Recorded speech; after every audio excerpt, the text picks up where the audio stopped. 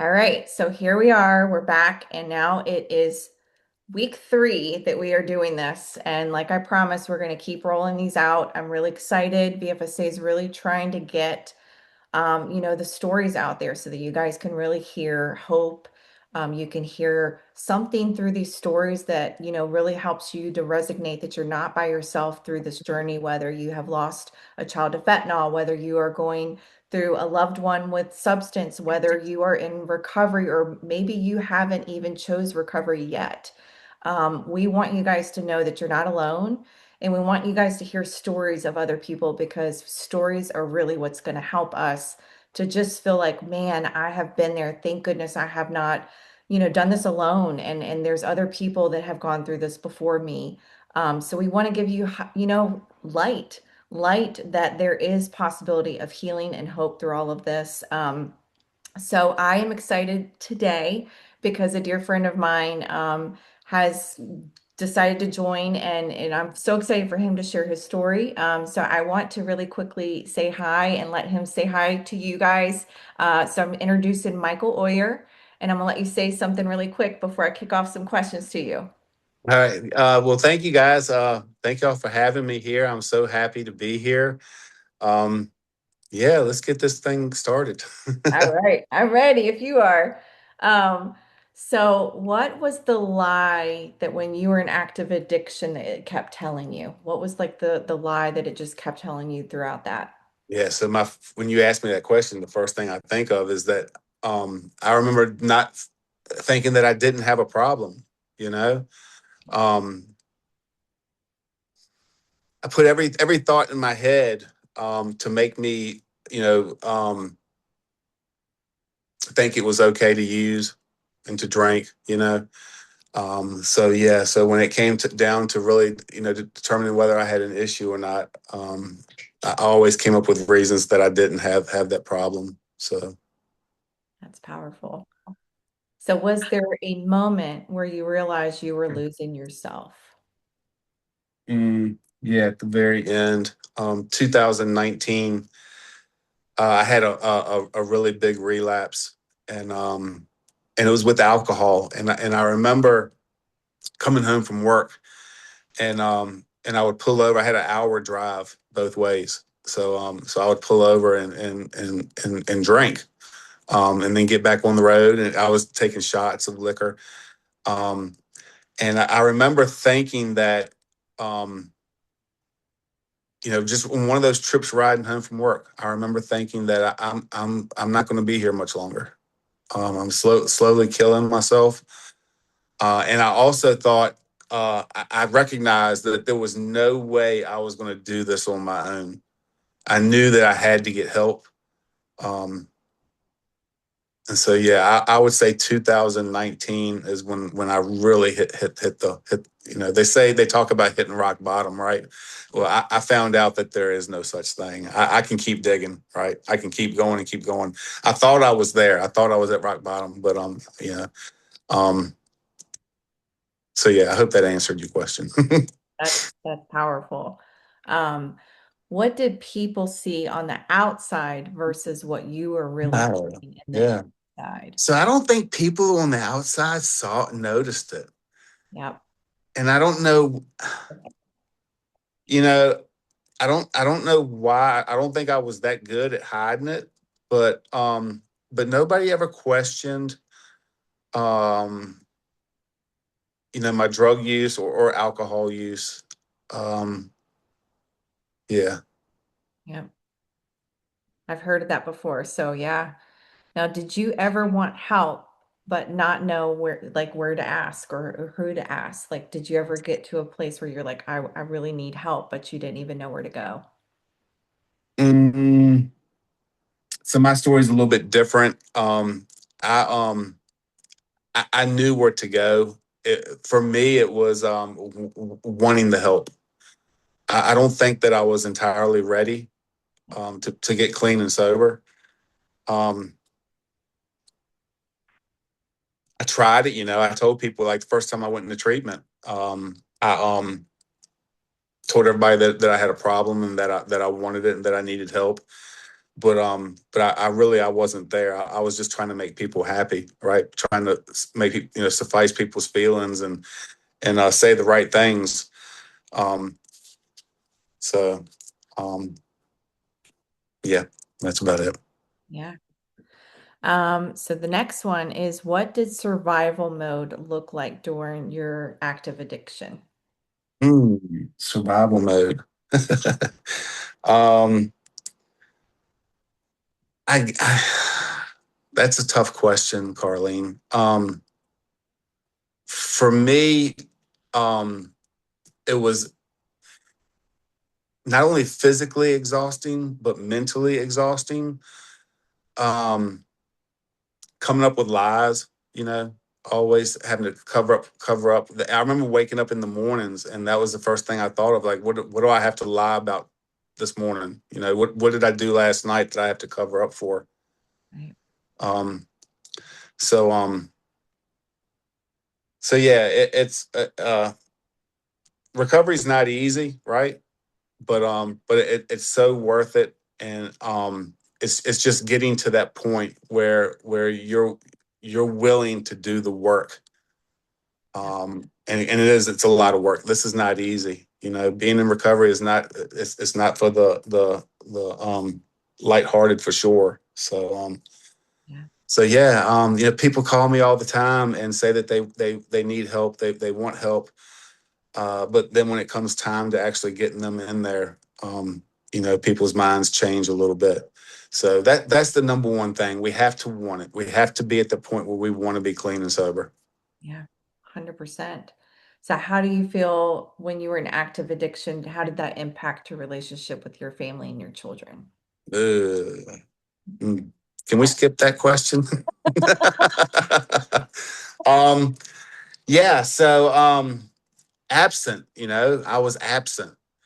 My dad left my family when me and my sister were really little, and so I remember I always told myself I will never do that to my kids.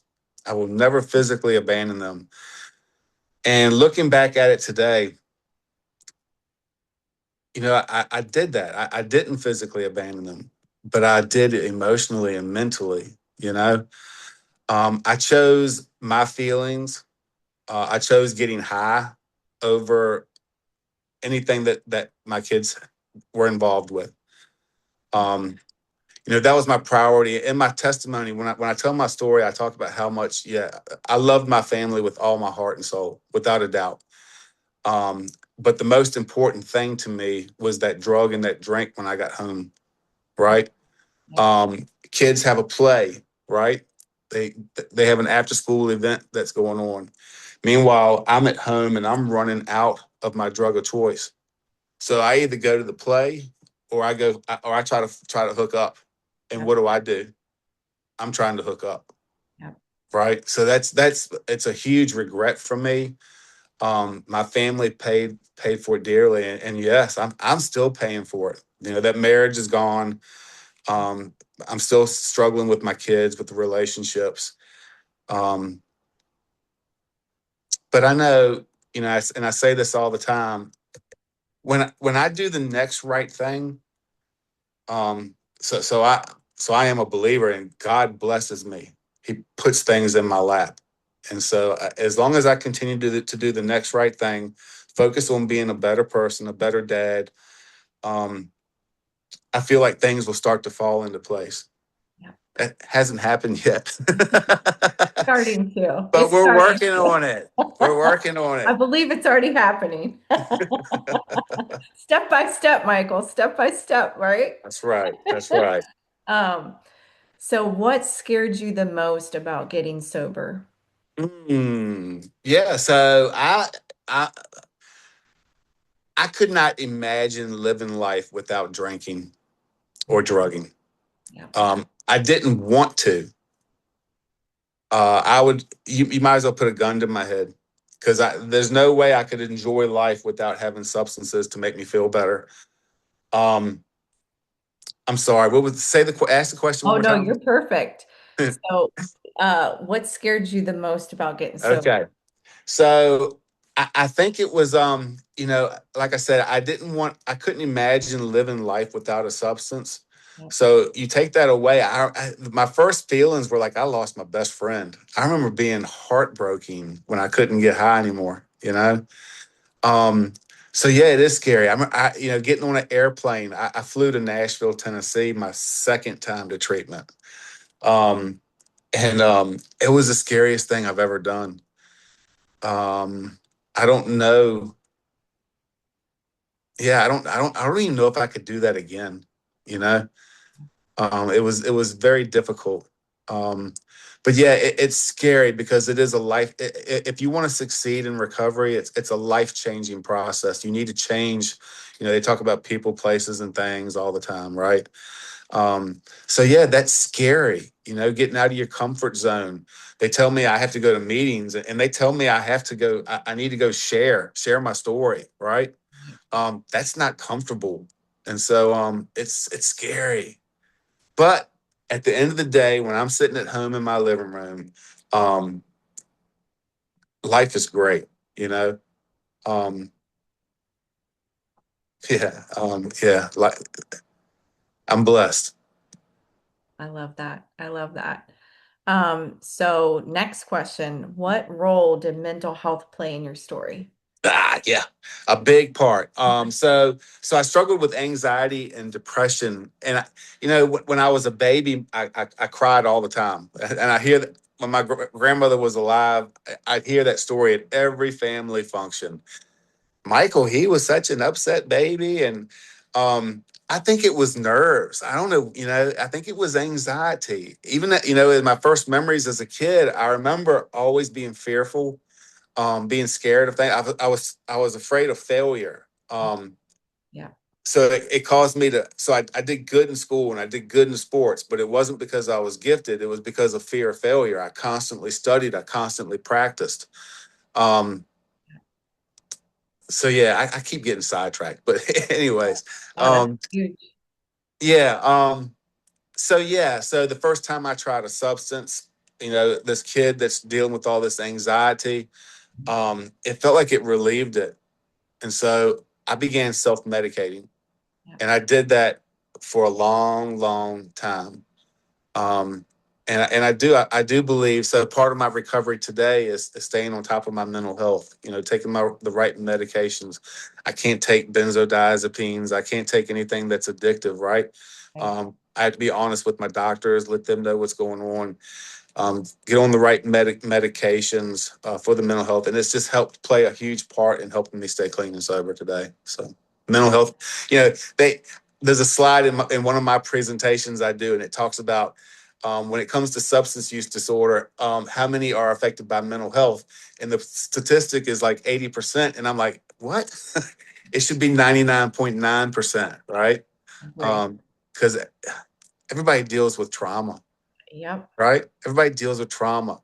PTSD, it's not just something that people in war and military get, life is traumatic. yep, And so we have to learn how to deal with those things. So, absolutely. It's so true. So here's one really quick. So what do you think families need to hear from someone who has lived this?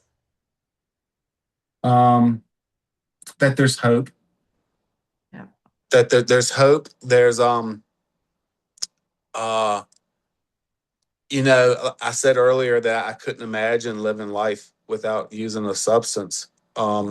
And so what I like telling people today is you might be in that position yourself today. You might be thinking that you can't go through life without a drink or a drug.